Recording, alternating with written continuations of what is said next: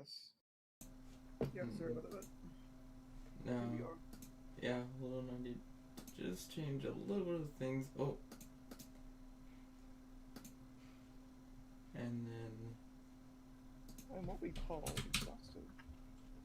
Self-tires. Hold on. Let me do a little bit of this. Oh, that. Ooh, that just... Hold on. I need to recrop. All the white light. There we go. And then I think I just a little bit too far to the left or something. I'll be able to. Come on. Yes, left.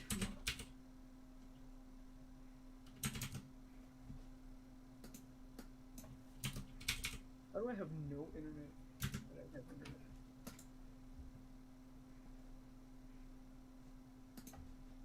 I've never really used OBS to do something like what I'm trying to do right now. It's a pain. It's like once you set it up though, you're golden. Yeah, like this is the first time we're gonna only go out to play with this. So, I do also want to just say, the fact that this says disconnected. What? As in I don't have any internet, but I have internet. So you're in limbo right now.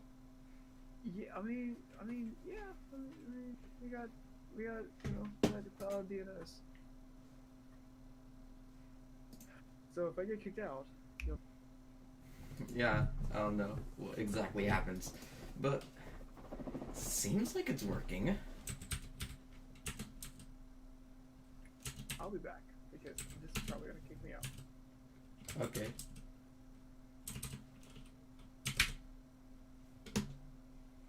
And I almost have...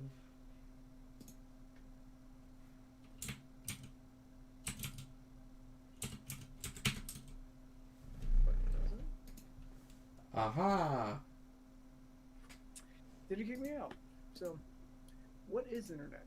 That's a great question. Something that doesn't work all the time. Michael here. That's the thing is that like right now I'm actually learning like how to like map networks, while at the same time I don't know what's going on with my own network.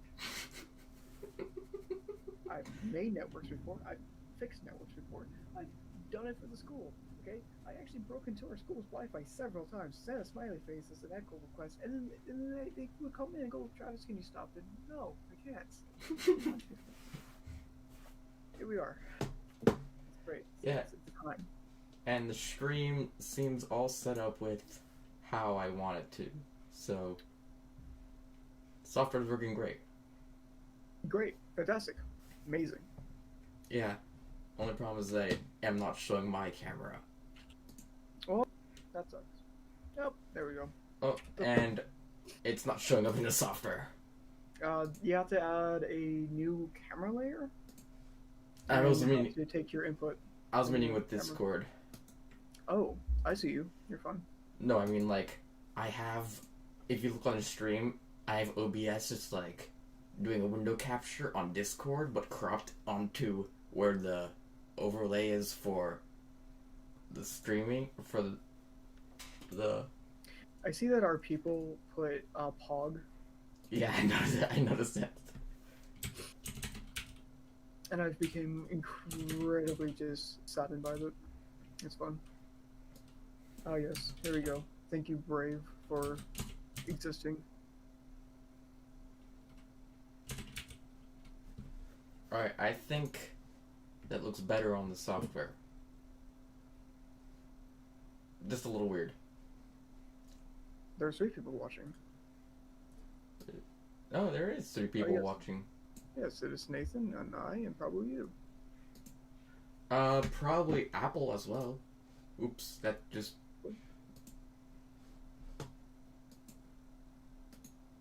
I remember, don't click Discord on.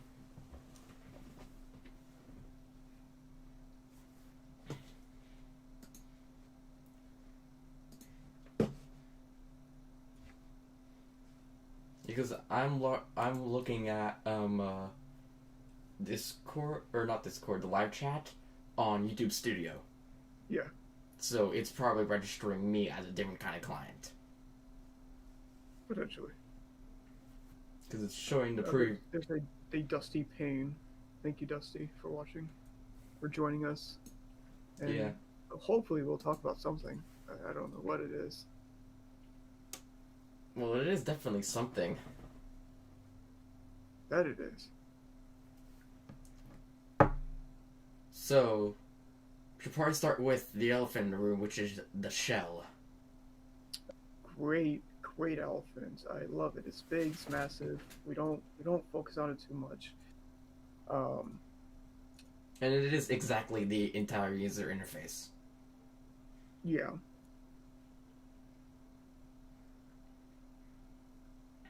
Which I've been working hard at trying to get working. Right, and that's, you've been using, what was it? Flutter and Mutter. Yeah. Mutter being Flutter and Mutter. Mutter being the compositor, and then Flutter being just like, kind of like what GNOME does with JavaScript, where it just runs like UI elements like buttons and dials and stuff like that. But GTK does all the events, which is through Mutter.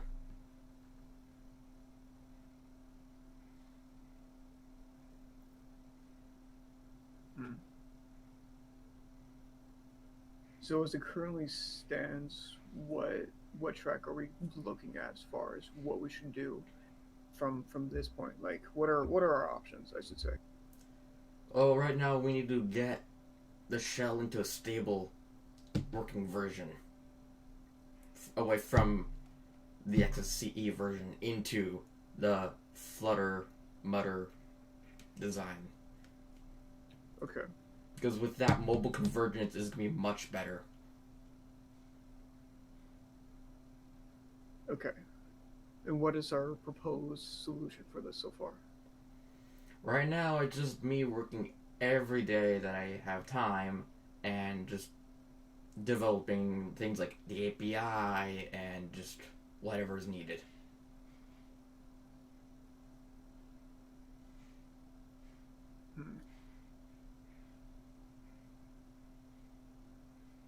That's right. We kind of have people who join in, watch, put input here and there. Maybe some commits. Yeah, because if I can get help with like developing the interface itself, and maybe some like the backend stuff like the API, because we're using DBus, which is like a system bus, like in software. If we using that to create the API, that'll make it a lot easier for apps to communicate between the shell. So like, let's say if an application is wanting to play music, it could use the API C library, which communicates using DBus into the shell's process, which then would like show like a music player in the corner saying like this song is not playing, and like has buttons for like doing different actions. So kind of like Android's music player, except for it's built right into the shell. Right, and that kind of goes on to like a lot of different aspects of like Windows, where it has its own integrated kind of media player system. Yeah. However, I believe how they have it set up is that it's just kind of built on top of everything, and that's why Windows 10 tends to break. Is that everything's just built on top of each other, and if one thing starts having a bug, then yeah, my idea is that everything kind of I use other third-party things and sort of just extend it into the shell's API. So like with Pulse Audio, which is like the main audio system on Linux most times, it can have like basic application detection. So what I could do is write some sort of like small part of it where the same code that will register that an application is playing music could also detect if it's using Pulse Audio instead for compatibility. Because there's also like Empress and like a bunch of different things that could connect to Pulse Audio that also does music detection. Gotcha.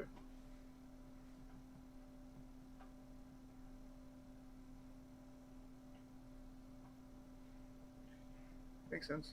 Yeah, I mean, at some point too, it probably would be an ideal situation to, just ensure the basically like conversion of media files into playable audio formats, probably using like some sort of like FFmpeg. Uh, Yeah, but the music app, we don't have to worry about it right now, but yeah. that would use GStreamer, which is Gnome's like audio conversion and stuff like that. And so that supports like every format out there. Plus, you can install other formats. Okay. Like it comes with all the basic like WAV, OGG, MP3. I've never heard it pronounced as WAV, and now that I have, I feel like I've been missing out on life. Um, okay, cool. So yeah, we're kind of done with a bit of a pain in the gazoos.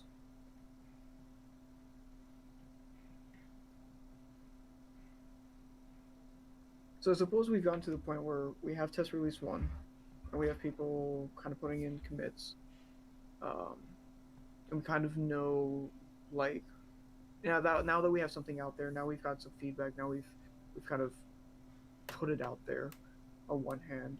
Uh, Now it's kind of at a point where we're looking at the test release two, right? Yes.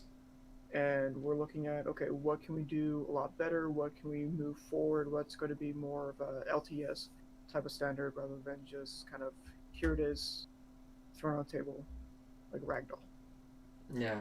Well, we need to get some sort of like automation process where we can just put commits up and then all the code builds itself and updates on the server.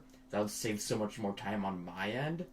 Because then I wouldn't have to spend hours compiling it on my own. I could just throw it up on the server, maybe wait like an hour, and have it not take up CPU time on my desktop because I could leave that time to doing a lot of other things.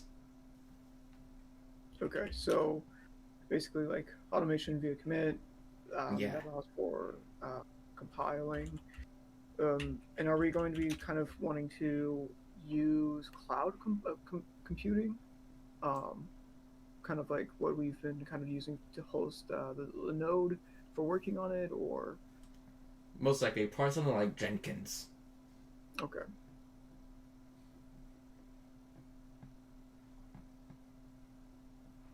Yeah.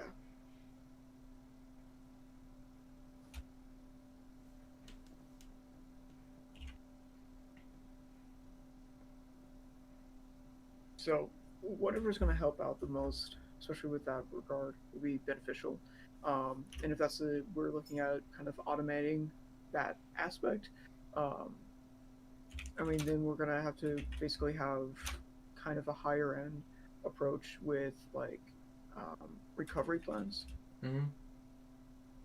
just in case there's some sort of commit that breaks something and we don't want it to be okay. That's the only instance we can pull back before commit, but to kind of save everything, reload it after commit, and save everything will take up a lot of resources, money, and overall resources, most of which we don't have. Yeah. But I believe there Um, is commands in Git that you can use to roll back updates, which that should trigger the CI to automatically rebuild and reset from that commit.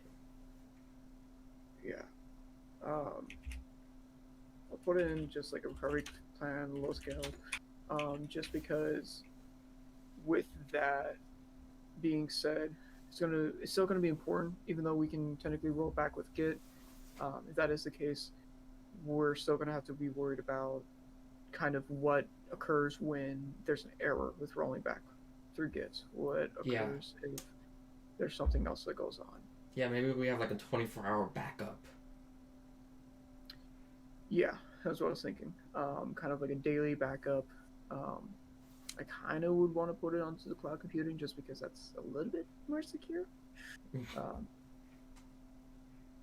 as far as being able to access it. Okay, so automation is kind of something that we're going to have to hit on just because I know with you working on it primarily, with some of our kind of volunteers, putting in some work with it. I'm just looking at like our list of people that we have online and all that. And in which case, we're kind of at a standstill in a way because it is just a slow process. And even right now, I'm still kind of trying to get the email aspect of our stuff and kind of more of like the business level and Mm-hmm. stuff kind of set up. I am still working on that. Do apologize for the latency. Uh, it's just been kind of a trip of learning what's out there, what's best to suit our needs, and kind of working on that front. Um, that all should be done this weekend. Yeah, that'll be good.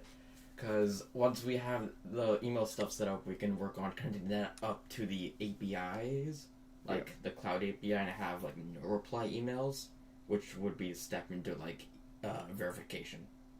yeah, and I know we were kind of looking at Proton just because of security aspect, but um, Price. because I was, yeah, I mean you're dealing with price and versus like kind of cost beneficiary. If it's like I was looking at, I think it was like anywhere between 20-30 bucks a month for me just to kind of host a cloud computing kind of network, just to then have Cowmail on, which Cowmail isn't that bad. Uh, Yeah. kind of use it on that end so that way we all can utilize it in every which way we need to. And if we want to branch off the emails to different subdomains or even just domains in general, we can do that. So it's kind of future proof in a way, and it is like heavily worked on, which is good for LTS. Yeah. So mail, so it's gonna be a situation. Oh yeah. By the way, I'm looking at OBS and it says I've dropped 0 frames so far. You're at 0 frames. Zero Okay. dropped frames. Huh. So all the frames that my computer's been sending have never Okay. been dropped. Good.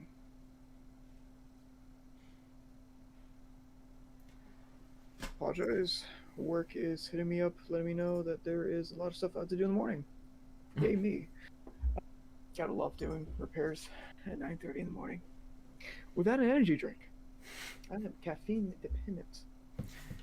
Oh yeah, that reminds me. Yes. I have a bag of chips right next to my desk.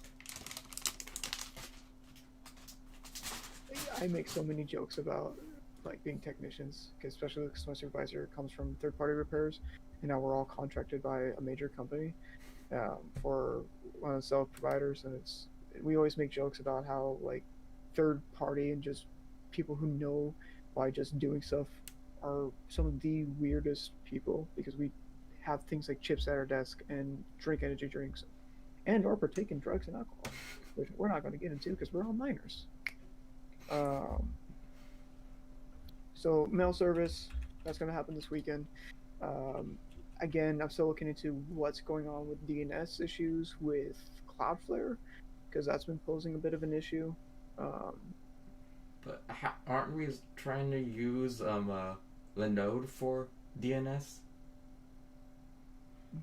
so how it's working out is that um, on one hand, it's kind of like you have to have some sort of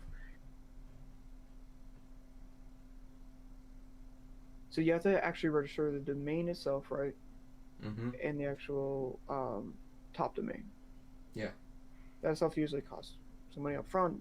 Plus, on top of that, you're also dealing with the idea of protection and security.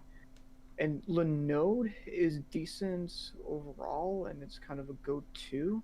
My kind of issue is of kind of like administration level of trying to separate everything out a little bit, just from the standpoint of like business wise, because ultimately like everything can be reconfigured later.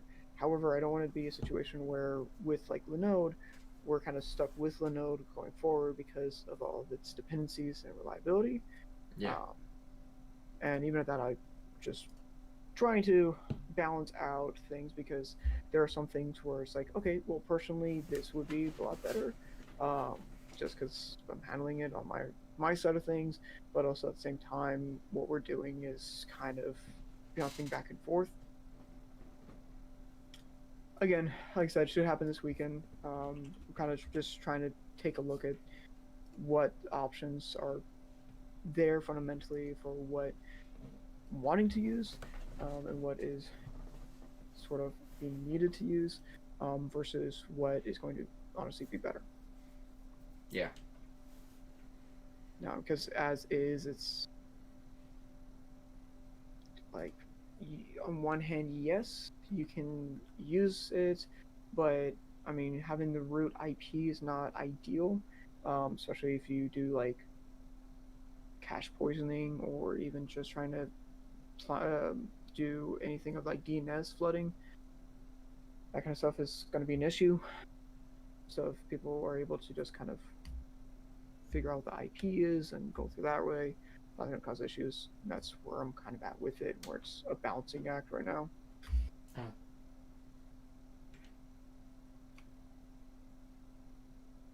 Because ultimately, it doesn't matter what domain you have.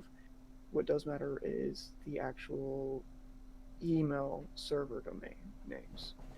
And with CalMail, you can have several server domain names. You just need to have enough space for it, and you have to have enough RAM. That's one of the issues with CalMail, is that it's RAM intensive. Again, that's why I'm looking at like the 20-30 mark, because anyhow, we're looking at $20-30 if we just have you and I, if we want to bring on more people, or if more people truly get on with it. Yeah. Plus, we're also going to need a lot of memory for the API server. Yeah. That thing's going to need a ton of memory and storage. Which, again, we're going to be looking at a balancing act with that. Whereas if we host it ourselves, great, cool, fantastic. Saves us money. However, then we're dealing with the issue of exposing IPs, if that becomes an issue, which it honestly shouldn't. APIs are easy to manage. Yeah, and there's also the problem of power costs, if that has to be an issue. But it won't right now. Yeah, it's high level. we'll get there when we get there. Yeah. I kind of want to just kind of focus on like this next month, if that's all right with you. Yeah.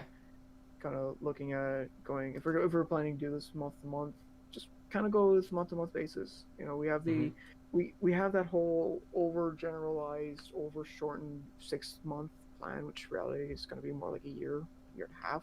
Yeah. I know this is kind of a learning experience for everyone, for me included. And I think we're winging it pretty good. Yeah. Pretty swell. I had to learn Dart in like a day, and that is a little bit of an odd language. You're talking to someone who knows basic root, CSS, Java, front end and back end, but we mix up things like R, and I'm just go ahead.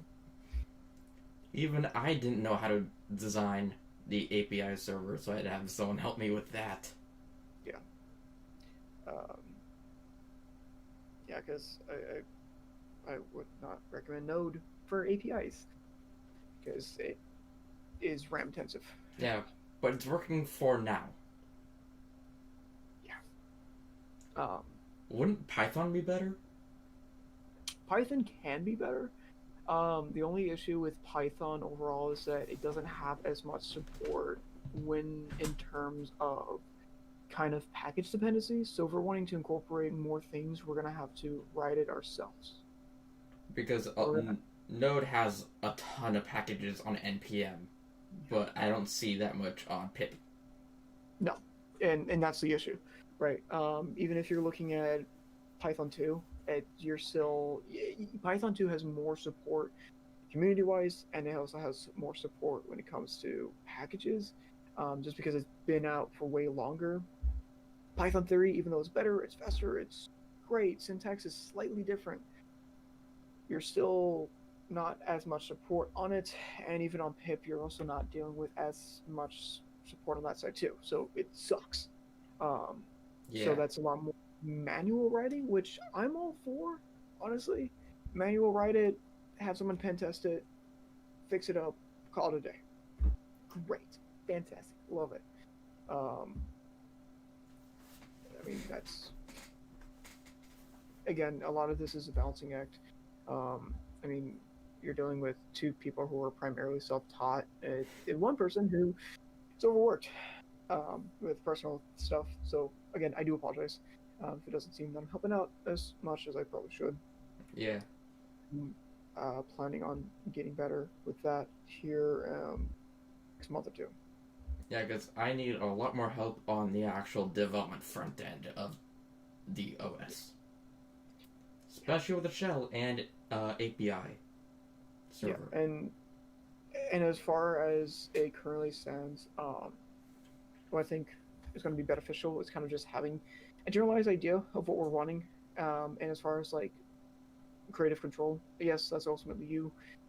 However, kind of allowing kind of a little bit of feedback and a lot of kind of interruptions and like, hey, maybe this would be a little bit better. Seeing how that goes. If it doesn't pan out, you can always switch it around later on. Yeah, like what we're doing with XSCE versus our own design. Yeah.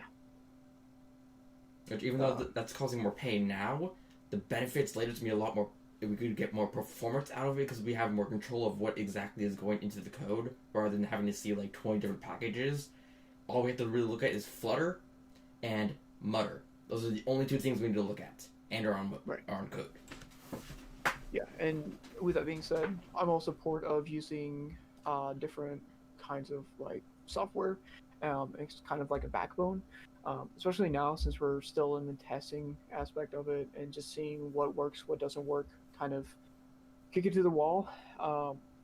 What I don't want us to do is kind of make it way too different on one test version and then way on the opposite side on the next one, just because then that kind of looks like we don't know what we're doing, Yeah. what we're wanting. But I think test release 1 versus 2 is going to be the biggest jump because that's when we're switching from XFCE to the custom shell. Yeah.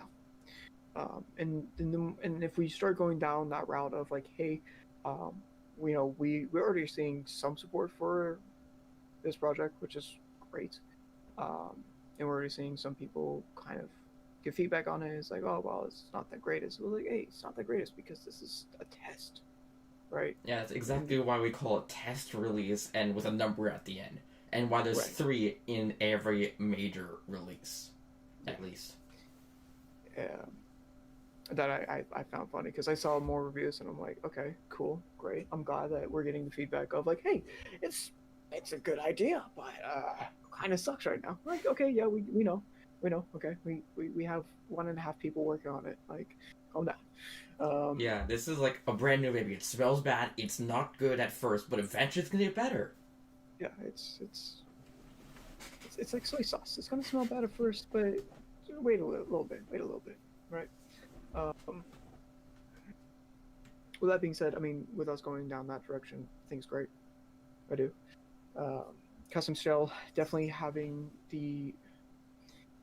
I'll definitely take a look into Flutter much more, just so that way we can then kind of go towards designing, as like I've had a bunch of experience, which is designing front end development for websites. Seeing if Flutter can be kind of utilized in a similar manner. Instead of us having to worry about specific like dimension sizes for screens and worrying about kind of that, if there's some way to translate it via like per size scale it, because I mentioned that before, where you're able to in HTML kind of have a set of EX instead of like PX, whereas EX is just going to be scalable. Yeah, there's also percentage and DPI in CSS. Yeah. And that's where it comes from, CSS. I believe there is something like that in Flutter. Yeah. I just need to look at it. Yeah, and then that's the thing, is that we just need to look at a lot of these things. Having the ideas there, which is perfect. And we're still setting things up, and I like we're both busy, dude. Like you Yeah, got school, you got work. I got a full time job. I help take care of my mom. I mean, we're busy. Yes, yes, I take care of you too. I know. That says hi.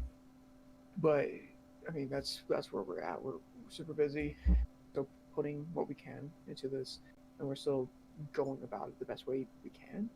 Honestly, at this point, um, I mean, as an update, my OnePlus 7 Pro finally got it unlocked. Uh, Once I upgrade and get something new, we'll also be able to use it for testing on mobile, which is yeah, perfect because it's literally the like one of the best phones to yeah, root and put on many different dependencies on. yeah. Plus the design, like the design language and like the user experience on the operating system. Once we have the shell for working, will be pretty unique experience with swiping left and right to open up the different like uh side boxes things like the drawers in order to get like settings and stuff like that. Yeah, I think ultimately, as far as design goes, I want to go away from what like Microsoft's trying to do. Have you seen what Microsoft's trying to do with their what is it like they just Windows rolled out with 10s or something like that. yeah It's like yeah something weird like that. mobile tablet kind of desktop sort of thing where it's like it's all three in one except for it doesn't quite work because Windows was originally designed for desktops and so it's very much point and click versus tapping on a screen.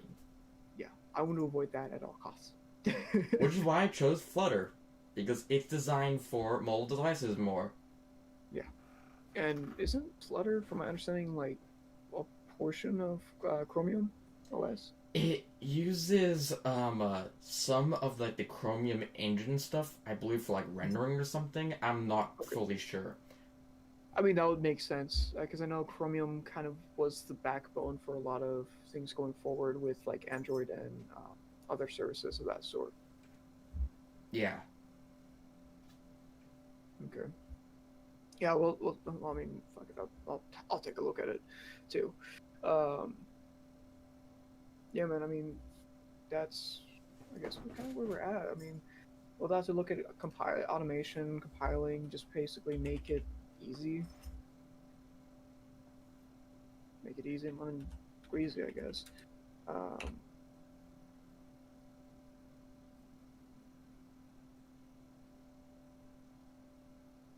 'Cause I know we also aren't getting that much interaction, I guess, in our Discord. Like we're getting some, but we're not getting lots. Yeah. Um, Pretty soon here, I'm gonna start cracking down on kind of like who's active, who's just joined. Like we have two foo bars, we have a whole bunch of people Yeah. who don't even have profile pictures. Some people message sometimes, which is fine, right? No discrimination on people who are busy. We get that Mhm. firsthand. Um, I mean, there's people in there that never even messaged whatsoever. Yeah, like Except for a couple of us. even with me saying like welcome to them. Yeah. Um, as far as the bots go, I gotta recode some of the things of my own Discord bot so that way it's more friendly, um, more professionally friendly, I should say. So that way we can have some sort of bot moderation Yeah. going on. Some sort of automatic moderation will save time when we're both asleep or like busy, since we're very busy. Right. Um, and even at that too, I mean, we're also going to be looking at the aspect of just kind of keeping that interaction going. We have some people on, we have some people that are super into it who kind of are there, sometimes not, because again, we're all busy people, we all got stuff going on. Yeah. Um, totally get it. And I think ultimately going on the process of more forward of kind of like showcasing of what it can do, what we can do, it's gonna be perfect. I think generally, I think kind of going from a top-down perspective of, because I know like the reasons why we chose Void kind of is just to make things easier.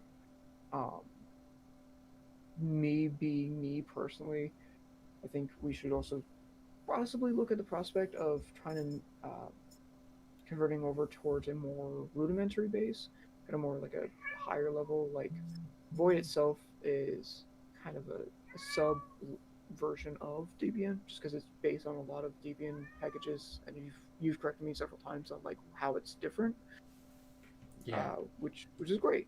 It's good. Um, give me 1 second. I'm so sorry.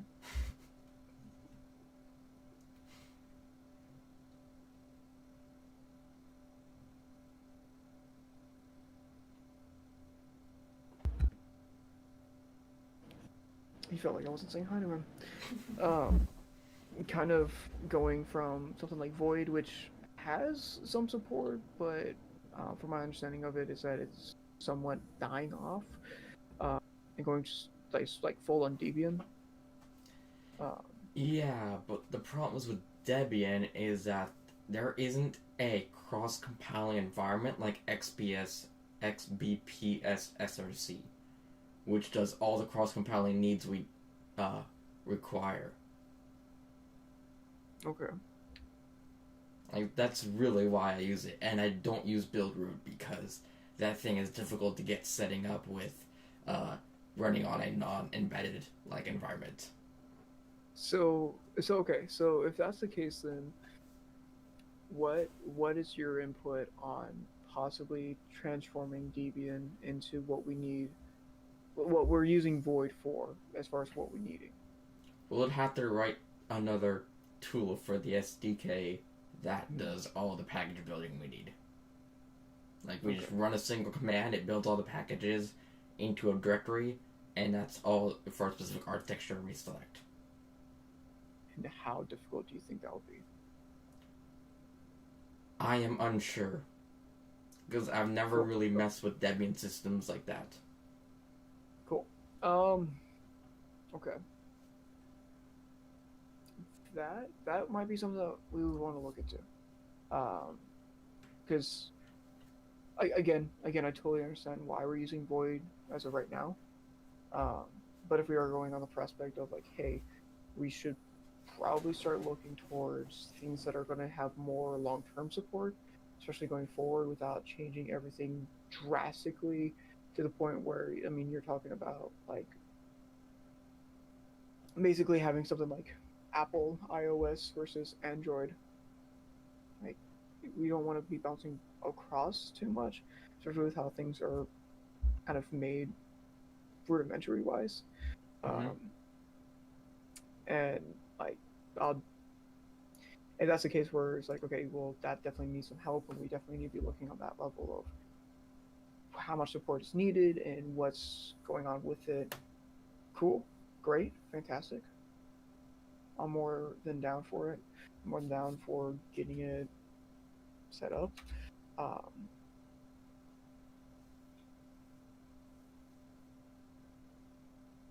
so just to make sure that I understand that fully, so basically converting the regular Debian right over towards what we need with Void because of the package on it, right? Yeah, Void uses XBPS versus Debian using APT. Gotcha. And that was a X-ray beta Mesua Sierra. What? You may not know NATO. That's fine. Like that. Yeah, XBPS. Cool. Sweet. So, well, that.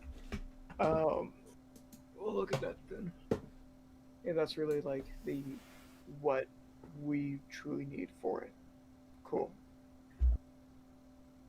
I guarantee there's gonna be something out there where someone's like, "Oh yeah, hey, I figured it out."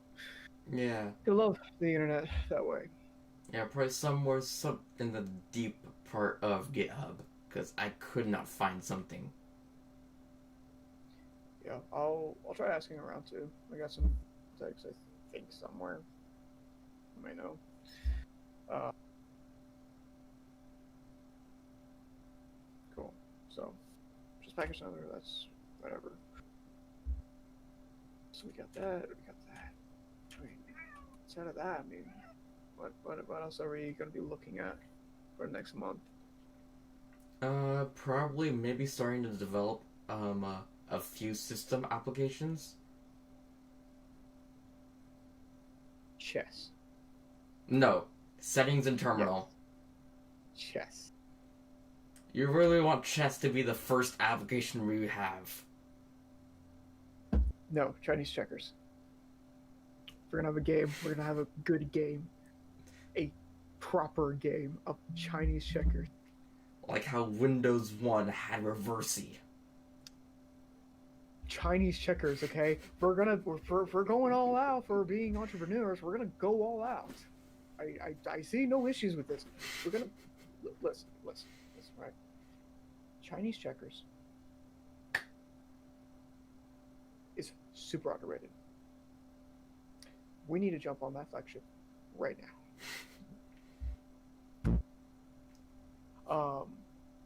No, but I agree. Having settings, having the ability to kind of configure and mess with the parents is going to be crucial. Yeah.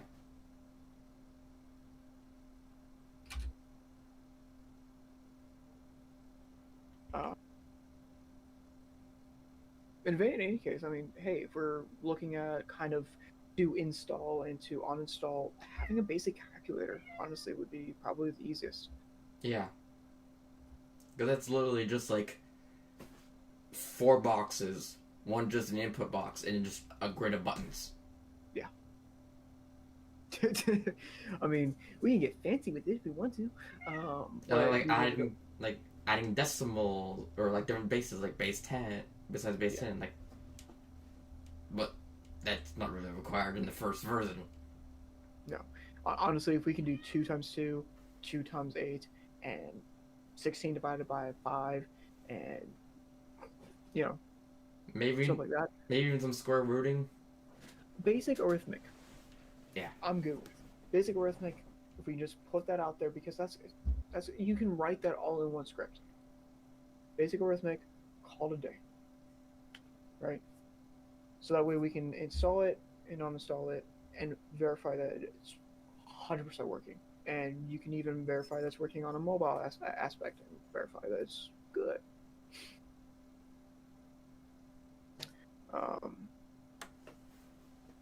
Cool.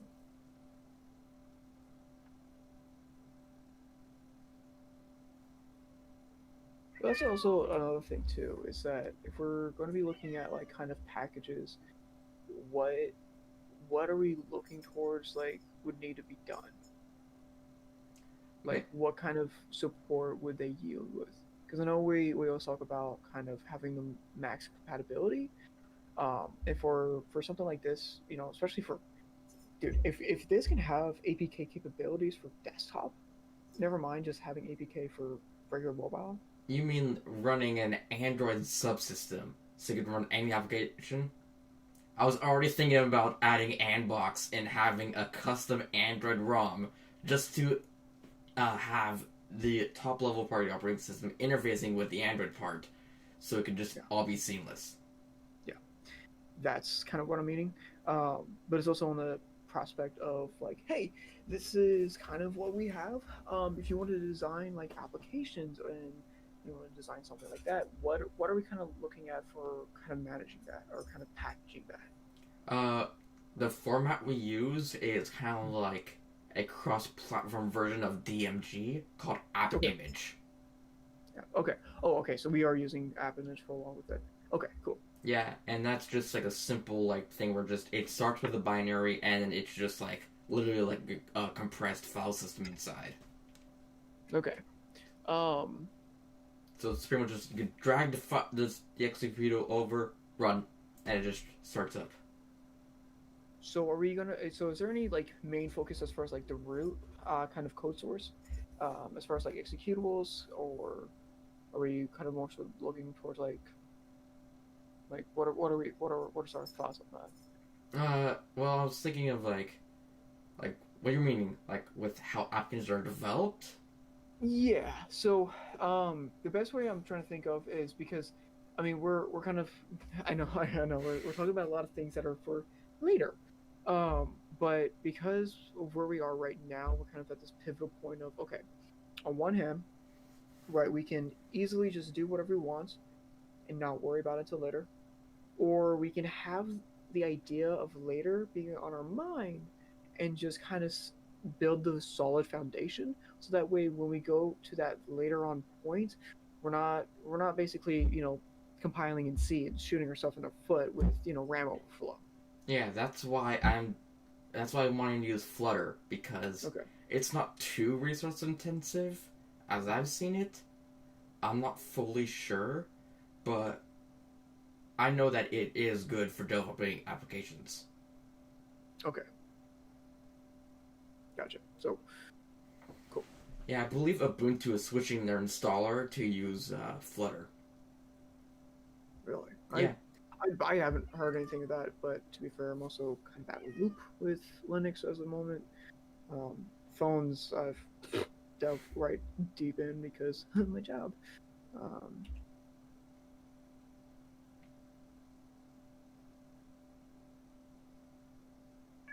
No kidding. Okay. Yeah. Huh. That's how I learned about Flutter, and I also heard about it being used on some other Linux distro. So I got the idea of converting over to Flutter because it seems very promising, even though it's a little bit early to be using Flutter like the way we are using it. But I think over time it will improve as we develop the system.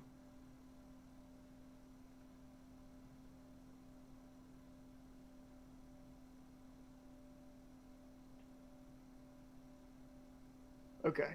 Yeah, no, I'm seeing exactly why they're kind of moving towards that area. Huh. Okay. Yeah, it's also seeming like the reason for it too is that it just has more compatibility overall with kind of software. Yeah.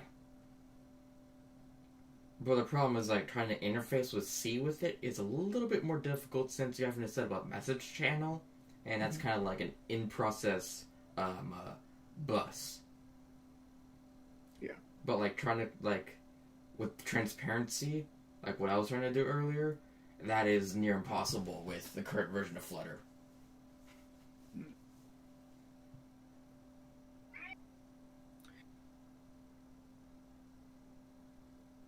That's right. Because I was even looking into that too for you. Yeah. And I didn't find much other than that kind of conversation.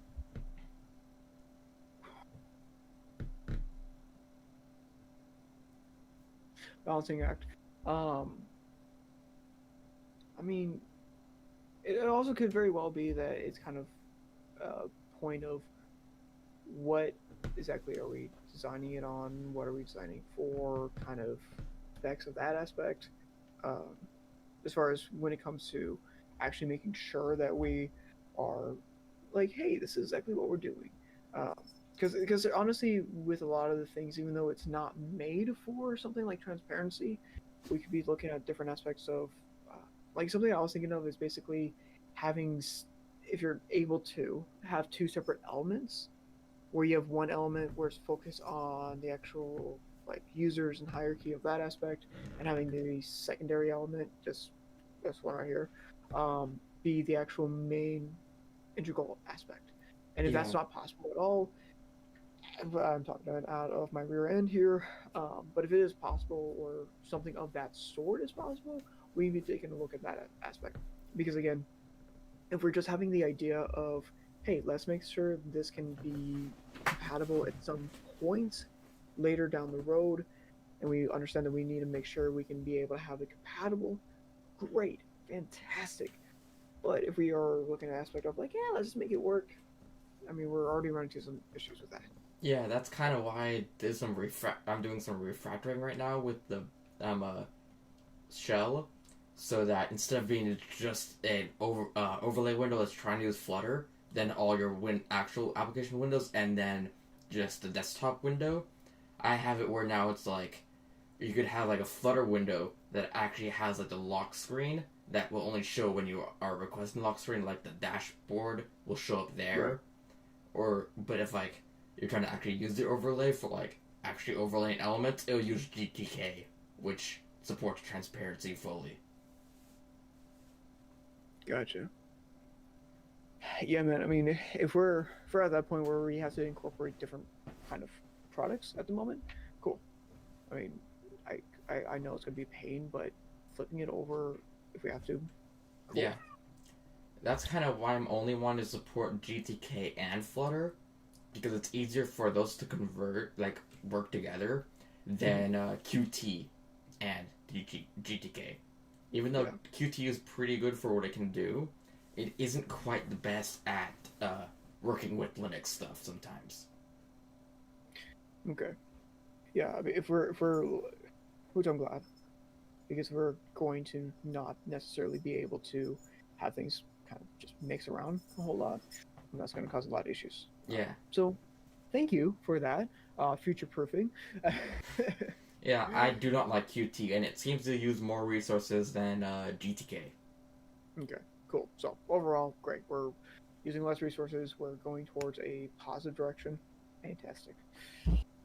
Okay, cool. I mean,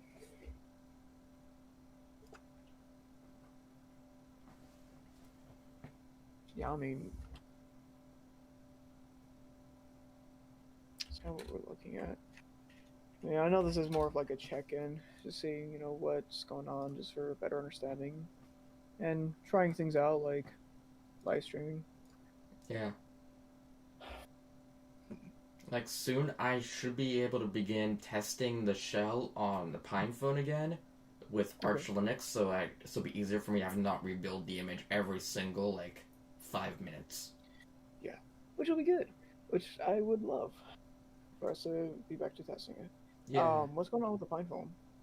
PinePhone, it's just right now, it's just sitting there right now.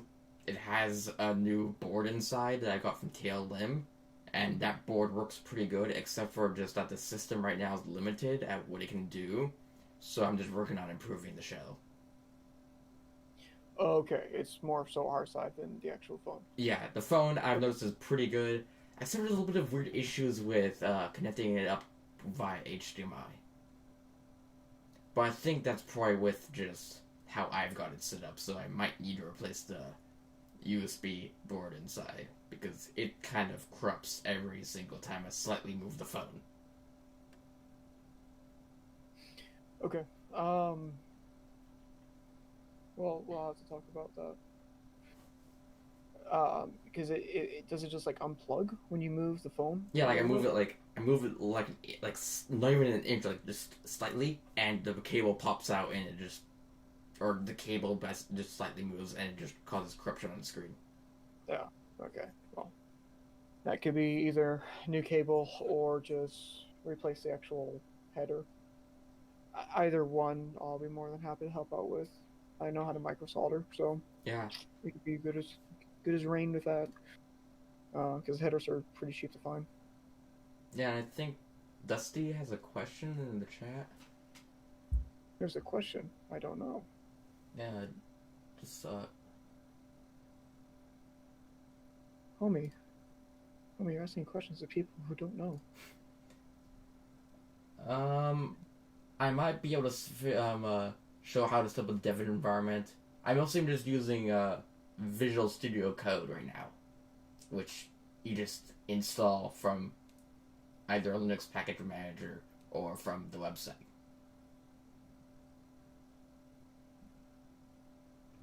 So I think that answers Dusty's question.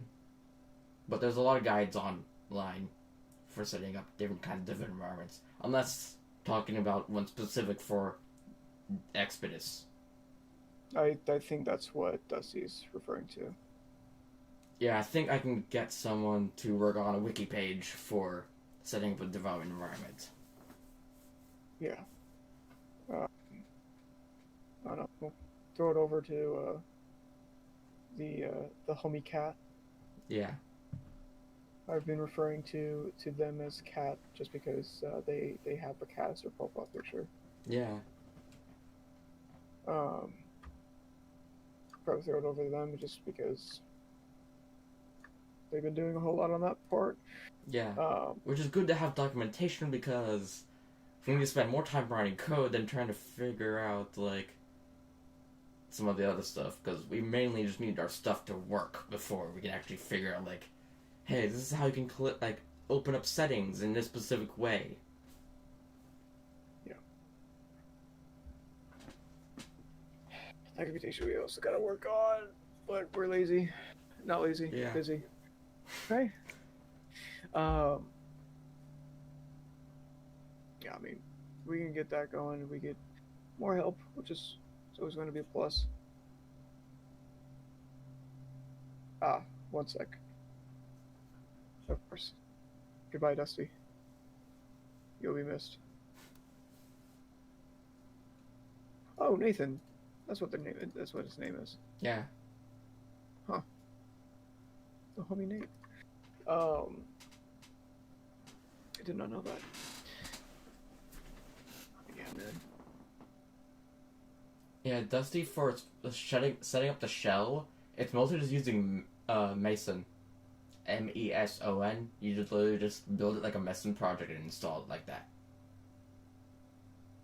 But eventually I should have documentation on setting up a specific package or repository for building in the future. It just I haven't had time to write stuff in the README files. Probably should do that. Low key, probably should do that. The SDK, that's a little bit more for application development and like some of the other stuff.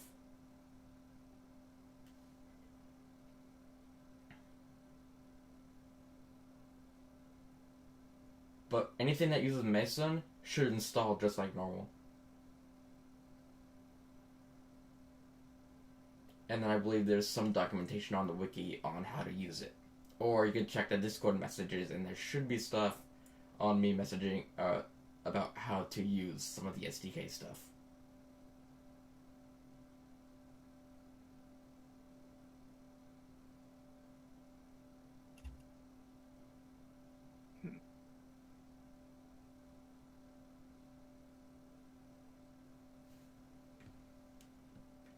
Yeah, Dusty. Like, we get him in.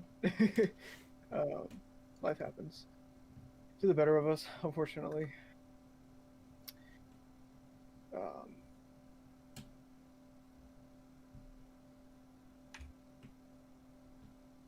Yeah, I mean, as far as what I got right now, kind of looking at automation, mail service should happen this weekend. Kind of making things easier. Looking at possibly converting, regular Debian to like the Void because of the whole package handler, seeing what that would consist of. Because I know Debian overall is kind of like the hated one, but because of how much overhead it has and how it handles packages, I personally like it.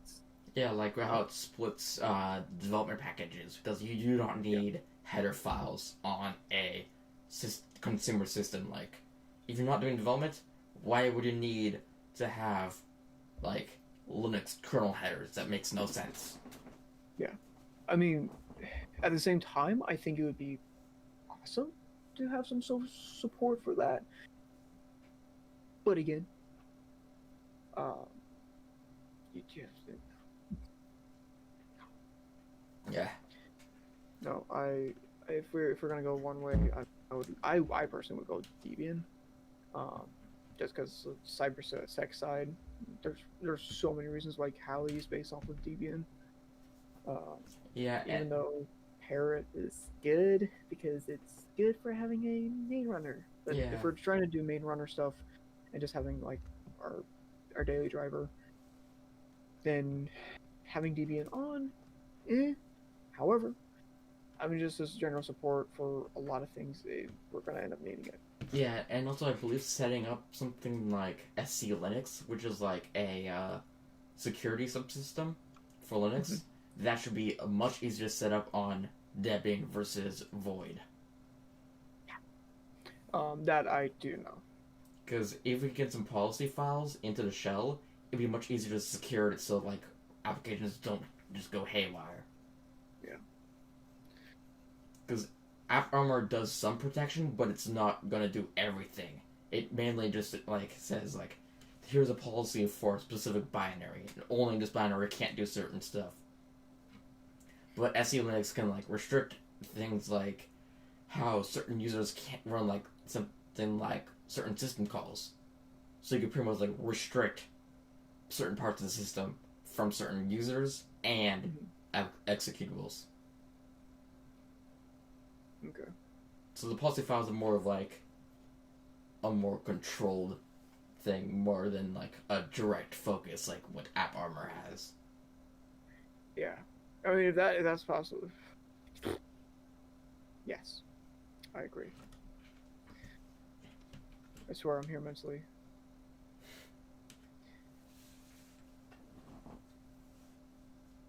Sounds good, Dusty. We appreciate you messaging up, and feel free to message us on Discord, dude. I'm almost always awake, unfortunately, and I probably can reach back out if I'm added. Just ping me. If I don't have the answer, then I'll hit up homie Tristan. Yeah, and if I don't reply, I'll probably be at work. So one of us will reach back out, because we get it. Questions are great to have. I love having questions. The answers to which, I mean, we're still figuring out ourselves. In our humblest opinion, we're still working on things. But yeah, I mean, just kind of recap what we got so far. The automation, mail service, again, it's gonna get done this weekend. I'm looking at like a handful of options. Gonna be looking at the whole conversion aspect, and kind of just really focusing on what we can do as far as getting support and help, and still pushing it through in that aspect, and just really cranking down on that kind of aspect. That's been on me mostly, which I finally got my mom health insurance the other week. Like, that was a 6-month battle. About actually. So that's been where that struggle's been, where I've been at. Things are kind of quieting down a little bit. Next month I finally get my driver's license. I like good stuff. Yeah. So I mean, obviously we're just pushing through. We're going through life. But as far as my end, not a lot of that should get wrapped up within the next week or two. Yeah, then hopefully you can move some more of the business side stuff into the actual more product side stuff. Because we need a lot more stuff in the product than the business right now. I know. Well, just having that kind of back end support of the business side it's going to be beneficial, so that way we can get more support on the front end. Yeah, it's better to do it now than later, even though we need more of the product right now. Yeah, I'm just screaming internally. Don't mind me. Yeah, no, I agree. So a lot of that's going to get done in the upcoming weeks. Top of that, I'm going to be looking at all this other stuff. I would say junk, but that's disrespectful stuff. But all this other stuff, and figure out what we're going to basically try to do and try to get through. And if you find anything on your own, cool, great, hit me up with it. Again, like, the Discord is going to get cranked down more. Yeah. Which is fine. As long as we can get more help or, like, something from it, that's good. Yeah. That's also another whole thing.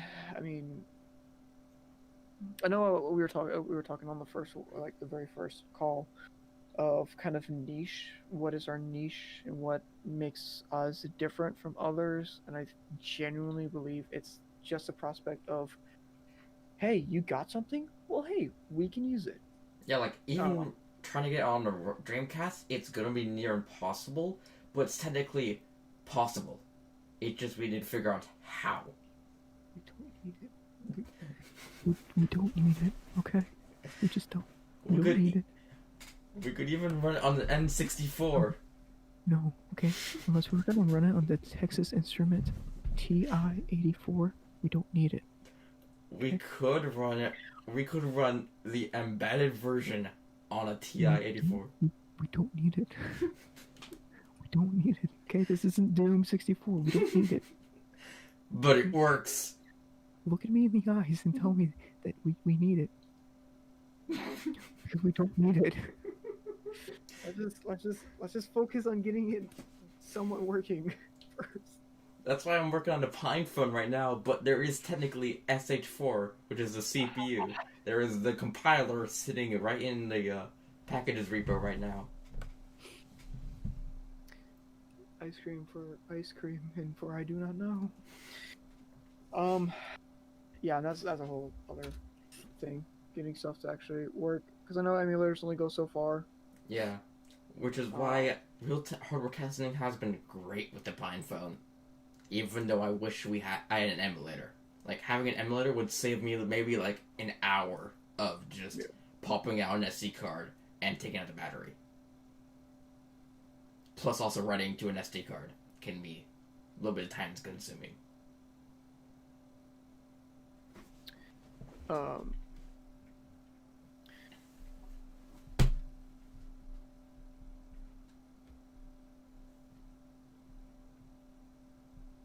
Actually, that brings up a solid point. So, the one thing I do really like about Chrome OS is their daily builds.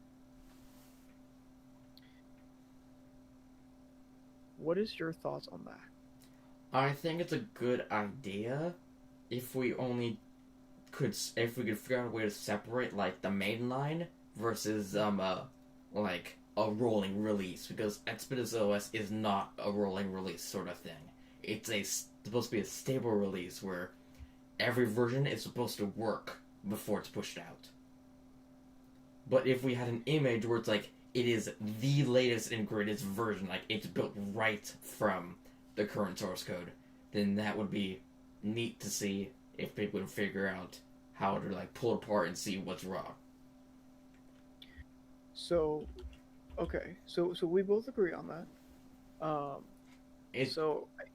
It's a little bit hard at the moment. How come? Because we don't have the automation set up. If we had the automation set up, then that would make everything a lot easier. Jenkins, we need Jenkins. Yeah, but that uses Java, and that's resource usage is high. Well, oh no. And last time I used Jenkins, it did not work for me. We'll make a unicorn. We'll call it unicorn, and we'll make it. We'll use it. We'll call it a day. Call it Uni C. Brand new. You got C, C++, C#, Uni C. There's technically a thing called the Unicorn Engine, which is basically Kemu, the emulator, but it's just that. But we're better. We could actually use Unicorn Engine for developing a PinePhone emulator. Lamau? So I could kind of good ideas? I don't know. I could spend a month writing it for it to only take a month out of writing the other stuff. Because I'll have to figure out the data sheets and stuff like that. And I do not know how to read data sheets that well. Well, alright, Dusty. I guess take care. Are you leaving? Are you still here?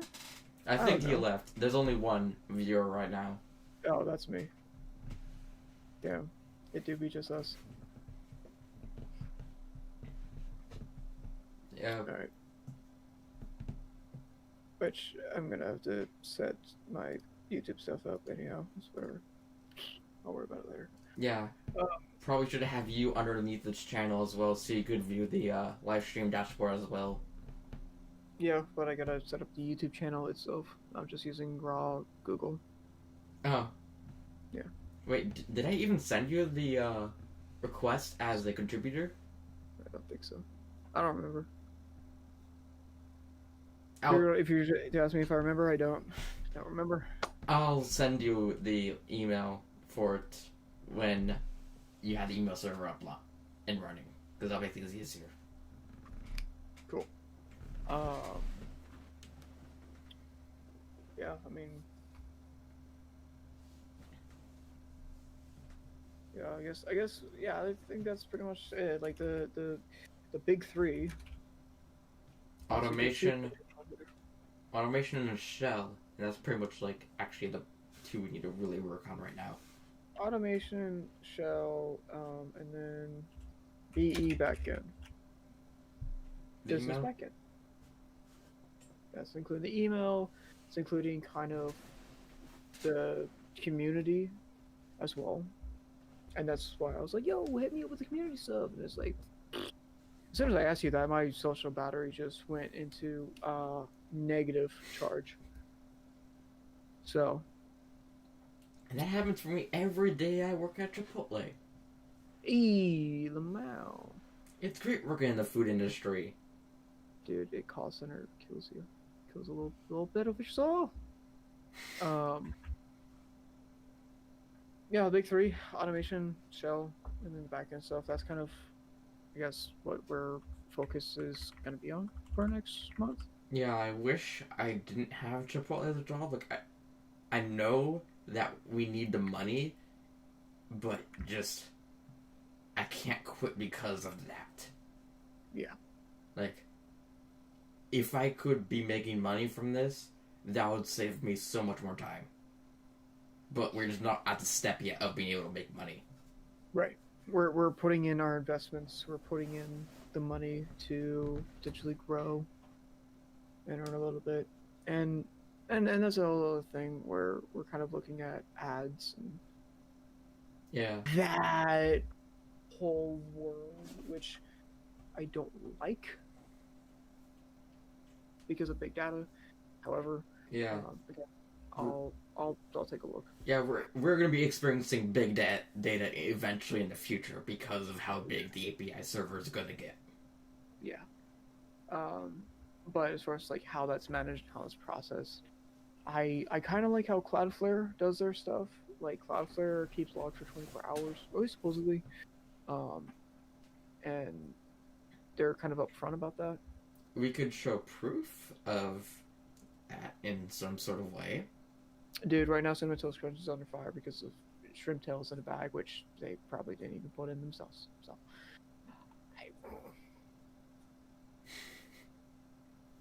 it's always guilty before proven innocent, right? Yeah, I've heard about that stuff about Dream and just all those content creators who just get accused of stuff that they didn't even do. Dude, Danny from Game Grumps got hit with it, and I'm just like, I know, and it's like, the boy Danny. technically it's just like, it's not morally right what he's doing, but it's technically legal. Like, there's nothing really illegal that I've seen. Billionaires have entered the server. It's not illegal. It's just immoral. Yeah. Yeah. It sucks to not have $1 million. If we had $1 million, that'd make things so much easier on our end. About it. Hopefully one day, right? Yeah, But, but we I have to mean, I'm invest. not- We have to invest our time before we can have other people's time invested in. Yeah, our time, our money. Yeah. But and plus, I'm also looking at other ventures for me to make a little bit more cash here and there, so that way, going forward, we could potentially invest more into this. Yeah, because eventually, I don't want the. In the end, I do not want Expeditos to just be about itself. I want it to involve the community more. Yeah. Like I saw, I believe someone from the PinePhone community, either like the community or the PinePhone organization itself, like someone that goes by the name of like Pizza or something that starts with Pizza. His brother got sick from some sort of thing, needs surgery, and people are raising money. I wish we had the money to support them. We aren't in the position of doing that. Like, if we could support them, I would do it definitely right now. Right then, there, and now. Yeah, that's where it's at, man. It's all about the people. It's like the question with economics. Like, would you rather have 10 people give you $10 or 100 people give you $1? You got $100 either way. But let's say one person isn't able to give you that money, then you're dealing with 90 versus 99. 10 people can't give you the money, $0 versus $90. That's the way I view it, man. Yeah. It's all about the people, all about the groupings, popularity. But yeah. Is there anything else for me, my good sir? I'm not able to think of anything else that we need to cover tonight. Cool. I got nothing else too. I mean, kind of give an update of what's going on. Like I said, within the next couple of weeks, kind of be prepared for there to be more kind of cracking down on things. Probably gonna start like having. I know I put Servergate in for the server. Basically, it's gonna be like they have to agree to like terms and conditions or whatever rules. And Yeah. basically, agree that yes, hey, I'm still gonna be part of this. Yes, hey, blah blah blah. Just because we're this size, and I don't want it to be at this size and then become a huge issue. Yeah. That also reminds me, eventually we're gonna need some like terms of service and stuff on the actual website. Yeah. Which is lawyer language that we do not know. There's some things I could look into as far as that goes. It's not difficult unless like you are doing shady shit and you need a lawyer to write it out for you. Yeah. So. But the wording is just a little confusing than plain English. Yeah. Anyhow, guess that's all then. Have a good night. Yeah. Talk to you in the chat. And Yeah. congrats on our first stream, I suppose. Yeah, and first... Yeah. Alright. See you. Yeah. See you later.